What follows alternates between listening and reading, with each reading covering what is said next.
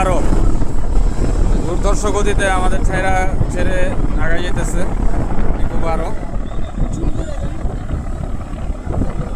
Zoom করলে ঠিক আছে, ইকো 12 সে চলে যাচ্ছে আমাদের ছেড়ে ধুমধুমার একটা গতিতে সে আগায় যেতেছে। আর আমাদের এই ইলা কোম্পানির সদস্য সে চলে তো চলে না, টানে তো টানে না, ইয়ার করার ঠিক আছে। সে ধুমধুমার একটা গতিতে সে টেনে বেরোয় যেতেছে, তাহলে তারে বোঝা ই করাটা টাফ, করতে পারাটা টাফ, ভালো টানাটা। এটা হচ্ছে সামনে রেল ব্রিজ। আজকে লাইভে নাকি?